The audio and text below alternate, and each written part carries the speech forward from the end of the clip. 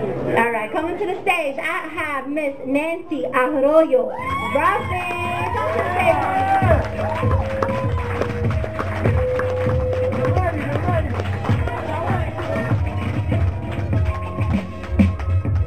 Hello, everyone. So, this piece that I'm going to do tonight, I've been wanting to write this for a couple of years now, and then just like that, 2 days ago, it came to me, and so I put the pen to paper. This piece is called September 23rd, 2008. I've wanted to write about you for a while. I've wanted to write about you for 2 years, 2 months, and 15 days to be exact. That's how long you've been gone. And for as long as I've been wanting to write about you, I just never find the right words to say.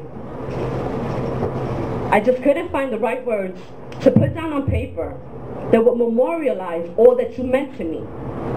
I tried many, many, many times. But those words, they just wouldn't come.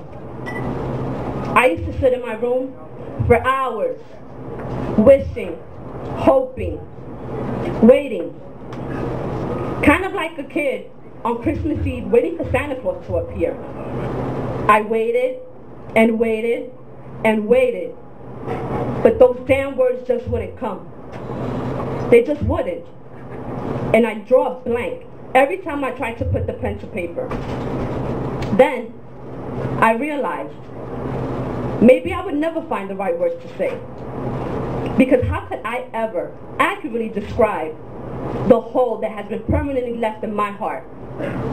You were my little brother. Well, except that you weren't. You were my cousin. But our connection was so close that that shouldn't even matter. And always, at this time of year, I think about you. I'm not sure if it's because we just celebrated Thanksgiving, or if it's because your birthday just passed, or if it's a little bit of both. But the truth is, I think about you a lot. And I remember you as a child. You were young. You were innocent. The pride and joy of your mom and dad because you were their only baby. And I remember that you were happy. Like, you were always really, really happy. Always laughing. Always smiling. In fact, that's what I remember most about you. Your smile. It was infectious. It was so bright that you could light up the room with just your smile. Any darkness would be illuminated by just the sight of your teeth. But no amount of light could ever brighten up the darkness that resided in your head, or the demons that eventually took over your mind. And at first, it started off as just a small flicker. But gradually, day after day, month after month, year after year, the older you got, the darker it became. And the voices, well, the voices, they became louder. The voices became clearer. And you tried to get us to hear them, but we just couldn't. Yours were silent screams that fell on deaf ears. You were left alone, in your own world, in your own space and time, in your own hell, because no one could ever understand you. And it was our fault. We all had a ferocious kind of tunnel vision, blind to what was staring us right in the face. We didn't notice. We just didn't notice. Looking at you, but not seeing that you were sick. After all, you were always just our little baby boy, dressed up in a white t-shirt and Pampers. The same boy that used to wear his mother's stockings around the house and walk back and forth, back and forth, back and forth, just because you like to hear the click-clack sound that they made. And your mom? I remember her too. I never told you this, but I hate that bitch. She was the one that got you sick. She remarried and let another man take your place. You should have been the first man in her life. But she left you, abandoned you, and then replaced you with newer and more improved models, your younger brother and sister.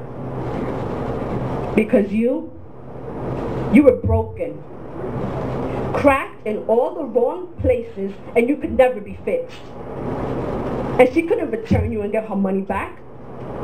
So instead, she left you in a 2-bedroom project apartment to conquer your demons alone. But you didn't conquer them because they grew bigger and stronger. And no amount of Haldol could ever be prescribed because eventually they conquered you. And every day, I ask myself, why couldn't we see it? Why couldn't we see it? Why the fuck couldn't we see it? Why couldn't we see it before it was too late? But your dad finally saw it. You were his best friend, his one and only soulmate. And a piece of him died that day too. I look at him, and I no longer see the person that he used to be. He's no longer living. I mean, he's alive. He's breathing and walking, and his body is still here, but his soul is not. Because for the past 2 years, 2 months, and 15 days, he carries with him the unbearable lightness of his existence. And in him has drowned a young boy that has been replaced by an old man full of guilt and regret. And each day, he awakes to a world that no longer has meaning because his world ended on September 23rd, 2008. Thank you. Yeah! One more time for Nancy Arroyo.